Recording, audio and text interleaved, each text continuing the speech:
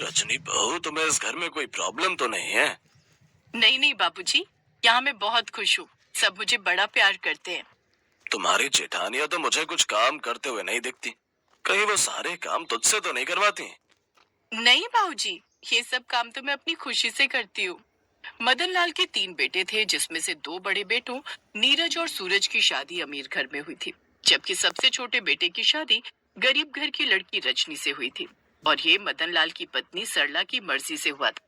रजनी की दोनों जेठानियां सारा दिन बस हुक्म ही चलाती और गरीब बहू घर के सब काम नौकरों की तरह करती रहती। रजनी, ओ रजनी, कहाँ मर गई? जा जल्दी से जाकर मेरे लिए चाय बना दे और मेरे लिए पकौड़े। अभी लाई दीदी। सरला ये सब देखती है तो गुस्से में आकर कहती है, वो भी तुम्हारी तरह बहू है। इस घर की कोई नौकरानी नहीं जो तुम सारा दिन उस पर बस हुक्म चलाती रहती हो। माँ जी, हम अमीर घर से हैं। वहाँ ये सब काम हमारे नौकर करते हैं और इन गरीबों की तो आदत होती है काम करना। और हम तो वही करेंगे जो अमीर घर की बहुएं करती हैं, सजना सवरना और अपने पति की कमाई पर ऐश करना। चलो दीदी, पार्लर चलते हैं।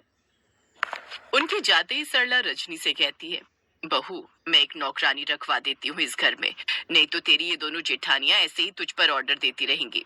कोई बात नहीं माँ जी, वो मुझसे बड़ी हैं और बड़े तो छोटों को काम बता ही सकते हैं ना। शाबाश बहू, भले ही तेरे माँ बाप पैसों के मामले में गरीब हो, लेकिन संस्कारों के मामले में बहुत अमीर हैं। उस दिन के बाद सरला रजनी की तरफ से निश्चिंत हो जाती। रजनी भी खुशी खुशी घर की जिम्मेदारियां निभाती है। अरे सुन रजनी, मेरा तो आज कढ़ी चावल खाने का मन है। ठीक है दीदी।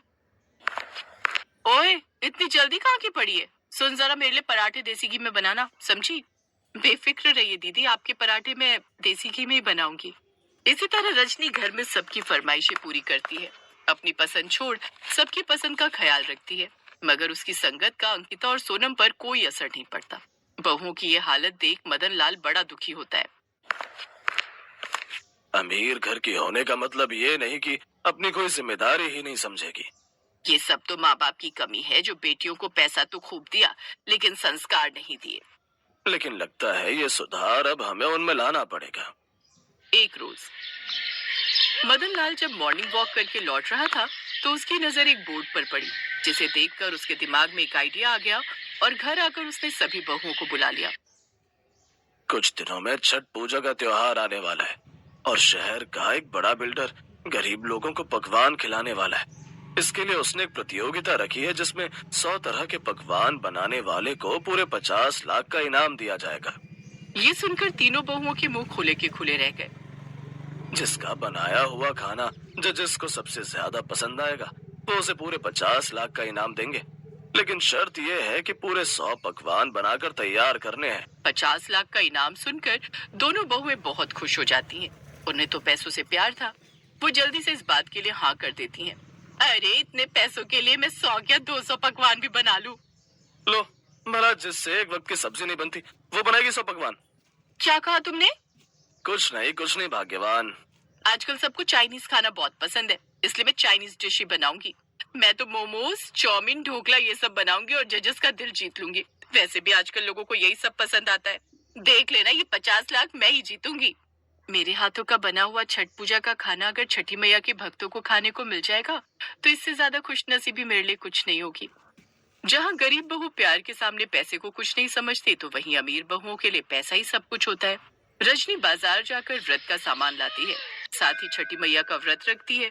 तो वहीं अमीर बहुएं आराम से घर में बैठकर खाना खाती हैं। कुछ दिन बाद कंपटीशन का दिन आ जाता है।